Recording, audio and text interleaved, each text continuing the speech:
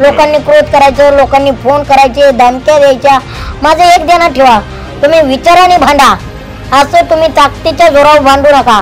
आपण कुणाच्या हुकुमशाहीमध्ये नाही, दादागिरीमध्ये नाही, आपल्याला कुणाचाही दबाव नाही.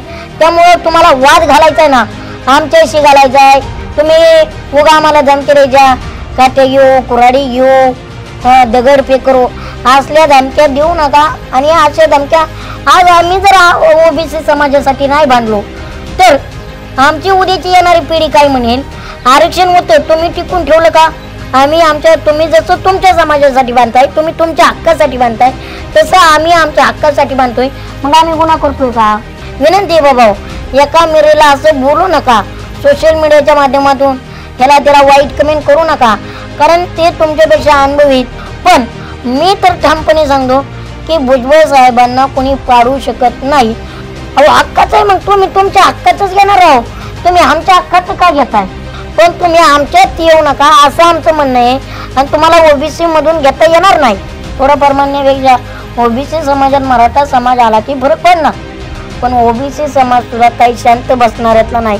ओबीसी समाज सुद्धा, त्यामुळे कोणी किती काही बोललं तरी भुजबळ साहेबांना धक्का लागणार नाही. मी त्यांना सांगणे इतका मोठं नाही, कारण मला जरांगे पाटील साहेब तितकेच आहेत, भुजबळ साहेब तितकेच आहेत. माझी सगळ्यांना एक नम्र विनंती आहे, जातीवाद करू नका. आपली जात एकच आहे सगळ्यांची, ती म्हणजे माणुसकी आणि मानव धर्म. जातीवाद करून मी मराठा, तुम्ही ओबीसी, हे वेगळ्या समाजाचे, असं काही करू नका. आणि मला वाटतं गावात हे प्रकार फार कमी आढळत आहेत, पण हे सुद्धा दुरुस्त होतील लवकरच. ह्याच्या मागं खूप मोठ्या राजकारण्यांचं काम चालू आहे. म्हणजे कसं की तुम्ही लढा, आम्ही उभे, आम्ही पाठीशी तुमच्या. मला तुम्ही सांगा, मग या असे जातीवाद करणारे पुन्हा हे सोशल मीडियाच्या माध्यमातून आणखीन तरुण पिढी बिघडवायचं काम चालू आहे. ह्यानी याला बोलायचं, त्याने त्याला बोलायचं.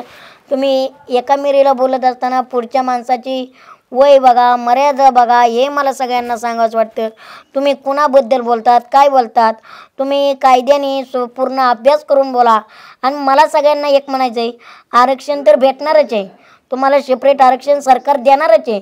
पण जातीवाद करून किंवा एका मिरीची मनं दुखवून, एखाद्यावर हल्ला करून, पुन्हा हे असं कृत्य करून तुम्हाला आरक्षण किंवा आपल्यामध्ये फूट पडून देऊ नका. एकापणे नांदलं पाहिजे, एका विचाराने चाललं पाहिजे.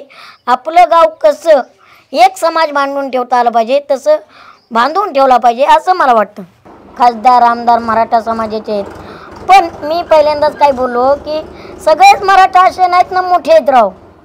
काही मराठा समाजसुद्धा आज ऊसतोड कामगार आहे, हातावर पोट भरतंय, काही शेतात काम करतायत, घाम गाळून त्यांना यश मिळत नाही. तर मला सांगायचं आहे की सगळाच मराठा समाज हा मोठा नाही, खूप काही लहान आहे आणि त्यामुळे त्यांची तळमळ चालू आहे. मग तोच समाज ओबीसी मधून समजा कुणबीच्या नोंदी घेऊन आरक्षण मागतोय. गरजवंत जो मराठा आहे तो या लढ्यामध्ये सहभागी आहे असं सुद्धा त्यांच्या लोकांनी जे लढ्यामध्ये सहभागी झाले त्यांनी सांगितलं. त्यांचं म्हणणं आहे की आमच्या नोंदी सापडतायत, हे आमच्या हक्काचं आहे. अहो हक्काचं आहे, मग तुम्ही तुमच्या हक्काचंच घेणार आहो. तुम्ही आमच्या हक्काचं का घेताय? आमच्या हक्काचं का घेताय? मला तुम्ही सांगा, तुमची एक भाकर आहे आणि मला भूक लागली, मला बी त्या भाकरीची गरज आहे, पण तुमच्या अर्ध्या ताटातली भाकर खाण्यात त्याला अर्थ नाही ना. त्याच्यात मलाही समाधान मिळू शकत नाही, तुम्हालाही समाधान मिळू शकत नाही. मी माझी भाकर कमवण्यासाठी मी माझं स्वतः लढलं पाहिजे, स्वतः उभं राहिलं पाहिजे. तुम्ही लढताय पण तुम्ही आमच्यात येऊ नका असं आमचं म्हणणं आहे. आणि तुम्हाला ओबीसी मधून घेता येणार नाही. आता जर आपण पाहिलं तर इकडचा जो भाग आहे समजा तुमच्या जिल्ह्यातला इतर इकडचा, तर या भागामधले जे मराठा समाजाचे नागरिक आहेत त्यांच्या कुणबी नोंदी सापडत आहेत आणि त्यांच्याकडे आरक्षण आहे. पश्चिम महाराष्ट्रामध्ये त्याचे, विदर्भामध्ये त्याचे, फक्त कोकणामध्ये सुद्धा भरपूर नोंदी आहेत आणि काही जण तिकडचं आरक्षण सुद्धा लाभ घेतात. हा मुद्दा फक्त मराठवाड्यामधला महत्त्वाचा होता, तो आता महाराष्ट्रभर झाला आहे. आणि फक्त आता मराठवाड्यातले जर सहभागी झाले तर काय फरक पडणार आहे असं वाटतं का? फरक पडन म्हणून फक्त मराठवाडा सहभाग झाला तर भरपूर फरक पडणार. येणाऱ्या काळात तुम्हाला दिसेलच. म्हणजे तशी परिस्थिती तर येणारच नाही, परिस्थिती येऊन नेते देणार नाहीत. आम्ही सर्वजण आहोत आणि तसंही सरकार बी खूप पॉझिटिव्ह आहे. फार आपण पंतप्रधानजी नरेंद्र मोदीपासून तर सगळे आमदार खासदारांच्या बाईट वगैरे पाहिले. सगळे सरकार ओबीसी समाजासाठी पॉझिटिव्ह आहे, चांगलं आहे. कारण ते म्हणते आम्ही सरकार सत्तेत असेपर्यंत ओबीसी समाजाला धक्का लागून देणार नाही, त्यांच्यावरती अन्याय होऊन देणार नाही. मग सरकारच्या दिशेने आम्ही चाललेलो आहेत. आम्ही असा काही लय उतावळेपणा आमचा चालू नाही. आणि त्यामुळं कसं आहे, फरक पडणारच. फरक कसा नाही पडणार, थोडंफार म्हणण्यापेक्षा ओबीसी समाजात मराठा समाज आला की फरक पडणार. मग आता सरकारनं जर अध्यादेश काढला असेल तर मग धक्का लागलाच असं समजावं लागेल ना, कारण की 54 लाख नोंदी सापडल्या, त्यांचे सर्टिफिकेट निघतात. येणाऱ्या काळात कळेलच धक्का लागलाय का नाही. येणाऱ्या काळात आपल्याला सगळ्यांना कळेल. पण ओबीसी समाजसुद्धा काही शांत बसणाऱ्यातला नाही. ओबीसी समाजसुद्धा उपोषणाला बसेल. कारण जर ओबीसी समाजावर अन्याय झाला तर तुम्हाला तर माहिती, ओबीसीचा डॉक्टर बाबासाहेब आंबेडकर म्हणतात ओबीसी पर्व असे झोपलेल्या वाघासारखं आहे. त्यांचं वाक्य नीट ऐका, ते झोपलेल्या वाघासारखं आहे. एकतर ते उठत नाहीत, पेटत नाहीत, आणि पेटले तर कुणाला सोडत नाहीत. मग हे समाज जर एकत्र आला तर त्यांचं खूप अवघड होणार आहे सरकारचं.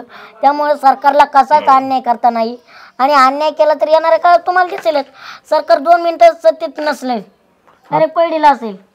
आता जरा तो सरकारचा विषय निघाला, जरांगे पाटील त्यांच्या भाषणामध्ये म्हणतात की 2024च्या निवडणुकामध्ये येवल्याचं येडपट कसं निवडून येतो बघतोच आम्ही.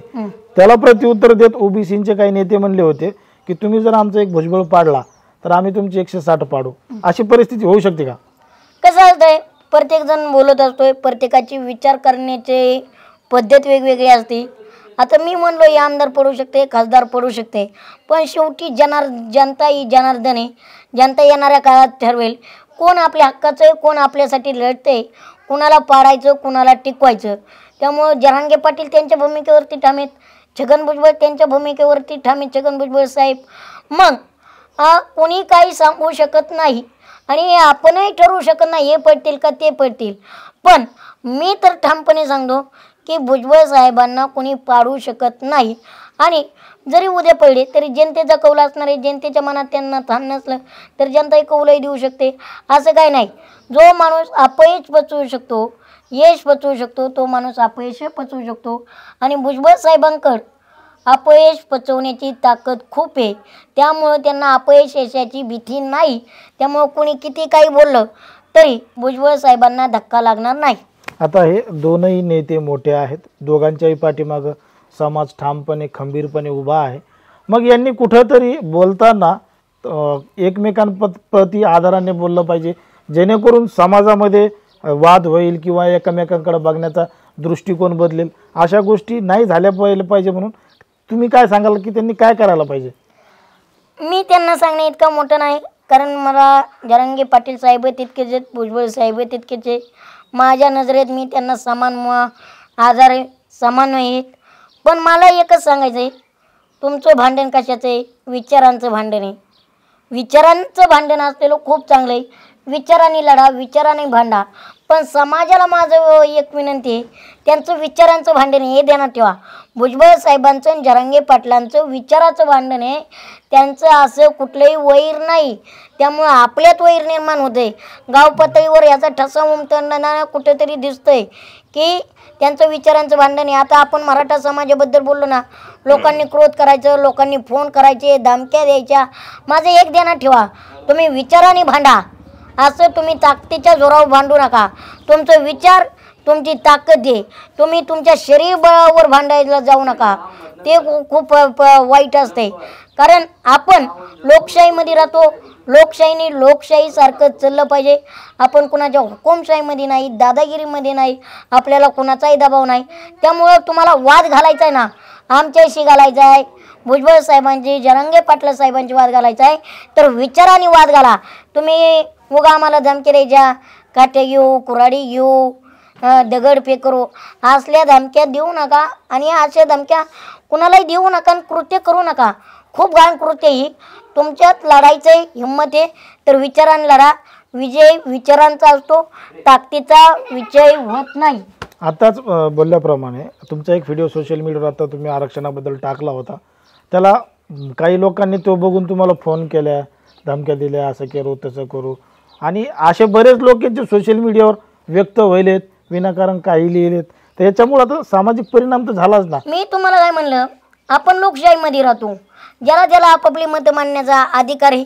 ते चुकीचे असतील, भले लोक बरोबर असतील, तुम्ही त्या मतांना कसं घेता हे तुमच्या मेंटॅलिटीवर आहे. त्यामुळं प्रत्येकजण आपापली मतं मांडत असतो. मग त्याच्यावर क्रोध व्हायचं आहे का काय व्हायचं आहे? तुम्ही तुमच्या समाजासाठी बांधताय, आम्ही आमच्या समाजासाठी बांधतोय. मग काय चुकीचं केलं? आज आम्ही जर ओबीसी समाजासाठी नाही बांधलो तर आमची उद्याची येणारी पिढी काय म्हणेल? आरक्षण होतं, तुम्ही टिकून ठेवलं का? तुम्हाला काय करता आलं? मग हे ध्यानात ठेवा, आम्ही आमच्या समाजासाठी बांधतोय. आम्ही काही गुन्हा करत नाही, आम्ही काही पाप करत नाही. आम्ही तुमच्यासाठी तुम्हाला सांगतोय, तुम्ही जसं तुमच्या समाजासाठी बांधताय, तुम्ही तुमच्या हक्कासाठी बांधताय, तसं आम्ही आमच्या हक्कासाठी बांधतोय. मग आम्ही गुन्हा करतोय का? बरोबर. नाही ना गुन्हा करत. आम्ही स्वतःच्या स्वार्थासाठी बांधत नाही ना. जसं आता काही लोक म्हणतील हे स्वार्थाचे, मग तुमचाही स्वार्थाचे ना त्याच्यात. त्यामुळं मला एक म्हणायचं आहे, तुम्हाला जर भांडायचं असेल तर तुमच्या विचारांनी भांडा, ताकदीनं भांडू नका. आता विचारांची लढाई विचारांनी लढली पाहिजे. हो. आणि विचाराची लढाई लढली तर ती जिंकता येते. आणि जे दोघांमधले भावना आहेत त्या सुद्धा कायम राहतात. असं गाणे वाजवणं, टीका करणं, एकेरी भाषेत बोलणं, शिव्या देणं योग्य नाही, हे अयोग्य आहे. कारण आपापली मतं आपण मांडू शकतो. ज्याची त्याची मतं आहेत. मी आत्ताच काय सांगितलं, तुम्ही जसं घ्यायचं आहे मताने, तुमची भूमिका ठाम पाहिजे. तुमची मेंटॅलिटी असते की कसं आहे, एखाद्याला चुकीचं बोललं तर ते बरोबर वाटतं, बरोबर बोललं तर ते चुकीचं वाटतं. पण मी पहिल्यांदाच बोलतानाच काय म्हणलं, आपण समोरच्या व्यक्तीला बोलतोय, मग आपण त्यांच्या पदाचा, त्यांच्या अधिकाराचा वापर बघितला पाहिजे. त्यांचं कर्तृत्व महान आहे. म्हणजे मी छगन भुजबळ साहेबांवरतीच नाही सांगत, तर मनोज जरांगे पाटलांना सुद्धा लोक काही बोलत आहेत की माझं सगळ्या ओबीसी समाजाला सुद्धा आणि मराठा समाजा बांधवाला सुद्धा विनंती आहे, बाबा एका मिरेला असं बोलू नका. सोशल मीडियाच्या माध्यमातून त्याला वाईट कमेंट करू नका. कारण ते तुमच्यापेक्षा अनुभवीत. जरांगे पाटील जरी भांडत असले तरी ते त्यांच्या समाजासाठी भांडत आहेत. मग तुम्ही त्यांना नावं ठेवणं, शिव्या देणं तिथपर आपण पोहोचत नाही. आपली बुद्धीची कौशल्यता आणि आपल्या बुद्धीची हुशार क्षमता तिथपर्यंत नाही. त्यामुळं भुजबळ साहेबांना, जरांगे पाटलांना कोणी सोशल मीडियाच्या माध्यमातून शिवी किंवा बोलणं किंवा बघू तुम्ही हे करा ते करा, आम्ही हे बघून घेऊ, असं माझी समाजाला विनंती, कृपया करू नका. मनोज जरांगे पाटील आणि भुजबळ साहेब हे दोघंही त्यांच्या भूमिकेवर ठाम आहेत आणि विजय नेहमी सत्याचा असतो. त्यांच्या भूमिकेबद्दल आपण करावं तेवढं कौतुक कमीच आहे. कारण एक शेतकऱ्याचा माणूस एवढं उभा राहतोय, लढतोय, समोर येतोय समाजापुढं, तर आपण पाठिंबा दिला पाहिजे. आणि आपला वाद फक्त एक आहे, त्यांनी सेपरेट घ्यावा. आम्हाला अभिमान आहे त्यांचा. त्यांनी फक्त ओबीसीमध्ये घुसू नाही, ओबीसीचं सेपरेट आरक्षण घ्यावा. नाही तर आमचं भुजबळ मनोज जरांगे पाटलां साहेबांबरोबर मनाने विचाराने वाद जरी असले तरी असा कुठलाही वाद नाही. आणि उद्याही आम्ही एक होऊ.